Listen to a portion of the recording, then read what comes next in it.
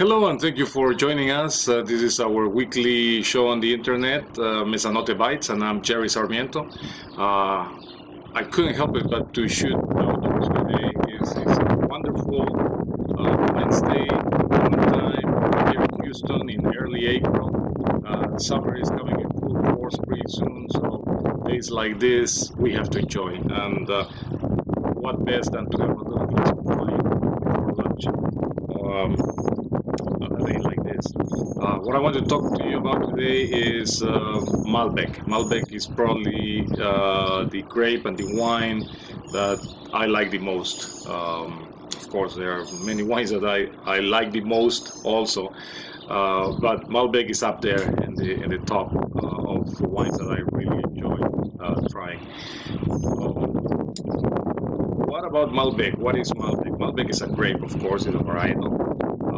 When you hear the word Malbec, or when you tell anybody about Malbec, what is the first thing that comes to mind? Well, the first thing that comes to mind is Argentina, and to some extent that is right. It is, you know, the most important Malbecs, the best Malbecs, everything is associated with Argentina, with Mendoza, particularly in Argentina. They make fantastic world-class wines. However, the Malbec grapes is actually a French grape. It originated in southwest France, in the town of Cahors. Here in Houston, you may pronounce it Cahors, but it's actually Cahors. And in Cahors, it is one of the grapes that is allowed in the Bordeaux blend. Bordeaux blend, the 6 grapes are Cabernet Sauvignon, Cabernet Franc, Merlot, Petit Verdot, Malbec, and Carmenère. Now, Carmenère and Malbec are no longer used in quantities, actually maybe not even anymore. Primarily when you see a Bordeaux blend wine is Cabernet Sauvignon, Cabernet Franc, and Merlot, and maybe some Petit Verdot, but Malbec and Carmenère, again, they are out of the picture. But however, that's where it came from. It was one of the 6 grapes of the Bordeaux appellation in France.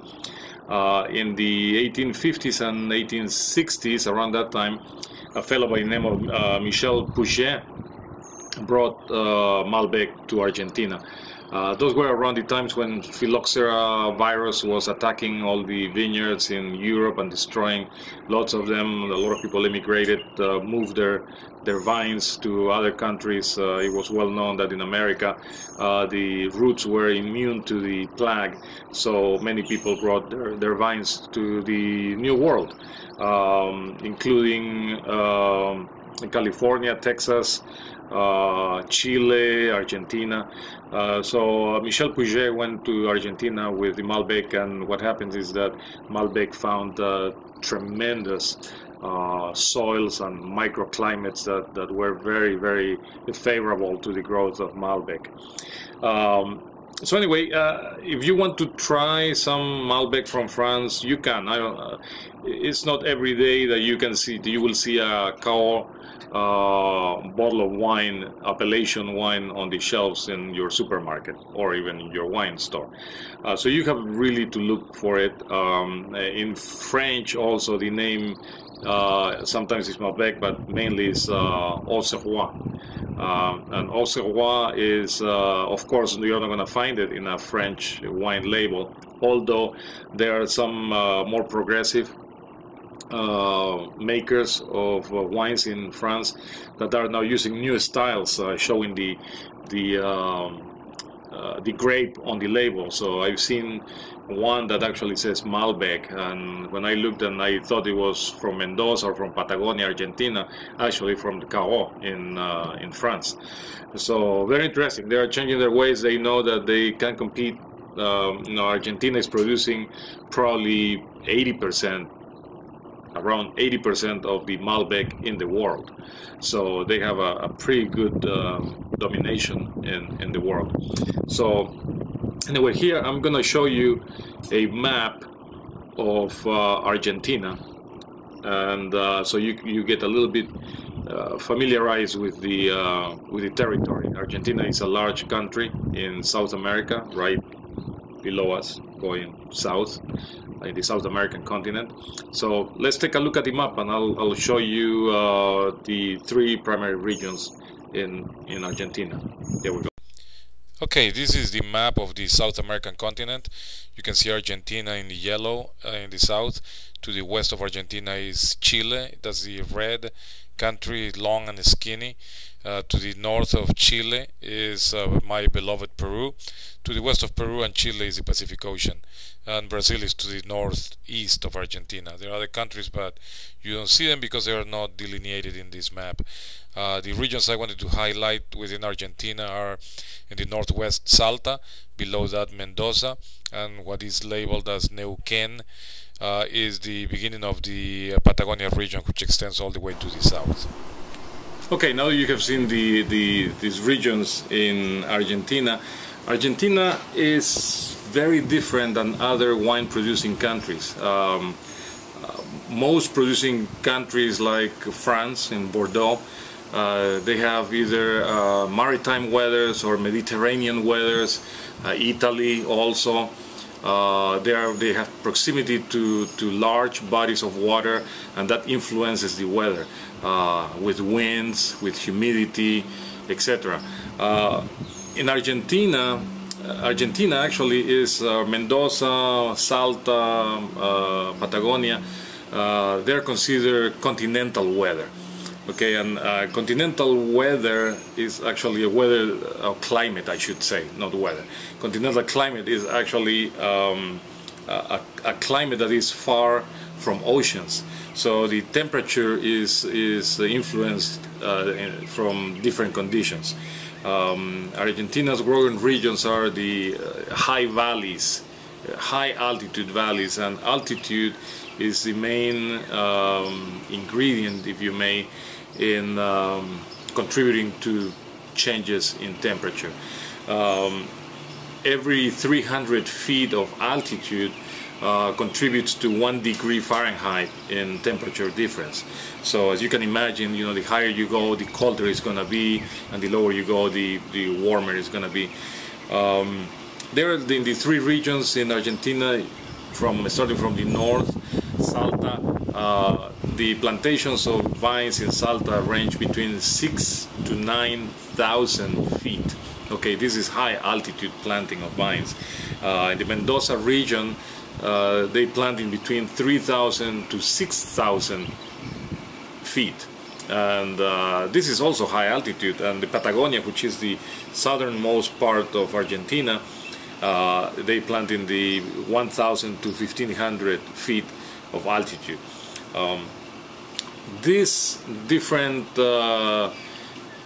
altitude scenarios contribute to different weathers, different microclimates. Of course, there are different soils as well, and different character for the wine. So I invite you to try different Malbecs from different regions, and you can see the actual difference in body, in color, in texture, in the aromas are developed differently in different places. The age of the vine is very important too. We saw vines in Mendoza that were planted in the early 1900s. So it really contributes, the terroir, the age of the vine, and the altitude contributes tremendously to the development of the grape. Argentina is a blessed country in terms of the conditions that they have to grow vines. Most days are very sunny, so there are longer days, very sunny, cool at night. They allow for the ripening and develop of fruitness in the grape, in the fruit. So you will see the difference if you have a chance to try different Malbecs from, say, Salta in the northwest Argentina to Mendoza in the center, and Patagonia in the south part of Argentina. You will notice the differences. In Salta, I tried one yesterday. The altitude contributes to very exotic fruit flavors. There's a little bit of fig, a little bit of boysenberry, a little bit of plums. It has a texture, is not heavy, it's a little creamier than others, but it's not heavy. and it's fruity. It's a fruity wine. Okay, Mendoza, on the other hand, is a textbook Malbec profile. Lots of fruit. It's a little bit. The tannins are sweet but firm. When you go to Patagonia in the south, and we do carry a couple. Actually, I was going to show you. We have Diego Murillo and Intimo Malbec from the Patagonian region. We have Luca. This is a fantastic Malbec from Mendoza. Di Vistalba is a monster of Malbec, and of course, my favorite of favorites of all time is the Nosotros by Susana Balbo. This is very hard to find. It's a fantastic, awesome wine. This is a Malbec, 100% Malbec from Mendoza. Okay, so when you go to Mendoza, it's textbook Malbec. Going further south to Patagonia, you see more emphasis on the red fruit, on bright raspberries. The acidity is higher, it's more racy. It has power and length like the others, but the profile is totally different. So you will see the differences are maybe a little slight between one and the other. If you have the chance to taste them side by side, that would be fantastic. All Malbecs are great wines, and I hope you have the chance to enjoy some here at Mesanote or at any other good restaurant in Houston. Please check the wine list, check the Malbecs they carry, remember the map, remember the regions, high altitude in the north, going down a little bit in Mendoza, and a little bit lower on the 1,000 feet range in Patagonia. They all make fantastic wines. It's a little bit harder to find northern, like Salta, Malbecs. It's a new region, newly developing in exports of Malbecs. You can find them. Go to the restaurant, see if they have any, or go to the liquor store or the wine shop and see if they have any Malbecs from Salta. Try it out. Patagonia is becoming up there. You know, they're exporting quite a bit now, and of course Mendoza. You'll find a tremendous array of Malbecs from Mendoza. So what to pair this with? Well, the sweet tannins go fantastically well with a nice fillet. Actually, beef is one of the main foods in Argentina. If you have a chance to go to Argentina, please don't miss the opportunity of having some great beef, some great sausages, empanadas. I mean, the food is fantastic in Argentina, and like everywhere else, the wines that are grown there are meant to be consumed with the local food. The local food being beef. These are fantastic wines to have with a great beef. I love it medium rare. Some people like it medium well. Doesn't make a difference. Whatever you like is what matters. I'm gonna have a little bit of Susana Balbo's Crios Malbec from Mendoza, and this is a fantastic day. It's a tough job, but somebody has to do it. I hope you enjoyed this episode 9 on Malbecs, and I cheer to you.